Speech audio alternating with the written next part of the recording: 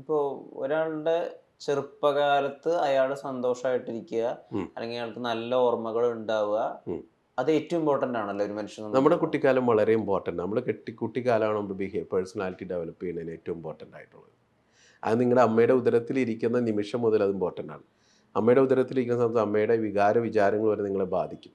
അമ്മ ഹാപ്പി ആയിട്ടിരുന്ന ആ കുട്ടിക്കും അതേ ടെൻഡൻസി ഉണ്ടാവാൻ സാധ്യതയുണ്ട്. അമ്മ ആ സമയം ഒത്തിരി സ്ട്രെസ്ഫുൾ ആണെങ്കിൽ ആ കുട്ടിയെ ബാധിക്കാൻ സാധിക്കുന്നുണ്ട്. ഞാൻ ചില സമയത്ത് എൻ്റെ അടുത്ത് വന്നിട്ടുള്ള ഇൻസിഡൻ്റാണ്.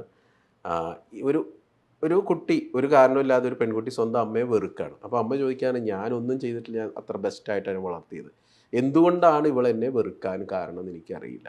ഉം.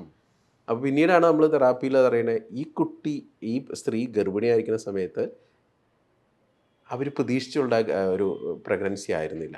അപ്പോൾ എനിക്ക് ഈ കുട്ടിയെ വേണ്ട എന്ന് അവർ അന്ന് ആഗ്രഹിച്ചു. കാരണം ഞാനിപ്പോൾ പ്രഗ്നൻ്റായി, ശുപ്പ് ഇത് വേണ്ടായിരുന്നു, ഈ കുട്ടി ഇല്ലാതിരുന്നെങ്കിൽ അത്ര നന്നായിരുന്നു. പക്ഷെ ആ തോട്ട് ഫോം വരെ കമ്മ്യൂണിക്കേറ്റ് ചെയ്യപ്പെട്ടിട്ടുണ്ട് കുട്ടിയോട്. കുട്ടി കോൺഷ്യസിലല്ല അത് പെട്ടിട്ടുള്ളത്.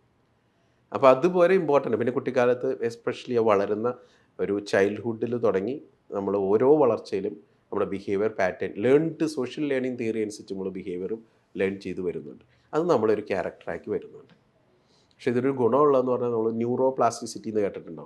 നമുക്ക് എങ്ങനെ വേണമെങ്കിലും ബ്രെയിനെ മോഡ്യൂൾ ചെയ്യാം, മാറ്റാം, തിരിക്കാം, ഇതൊക്കെ ചെയ്യാം. ഏത് പ്രായത്തിൽ? ഏത് പ്രായം ലേണിംഗ് ചെയ്തൊക്കെ അൺലേൺ ചെയ്തെടുക്കാം, പുതിയത് ലേൺ അല്ല, അതിന് പ്രായപരിധി ഇല്ലേ? ഇല്ല, ഏത് പ്രായം അല്ലെങ്കിൽ ഒരു വലിയ ഏജ് ആയി കഴിഞ്ഞാൽ your brain will be very rigid.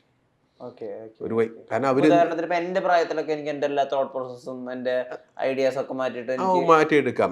നിങ്ങൾ സറണ്ടർ ചെയ്യണമെന്ന് മാത്രമേ ഉള്ളൂ.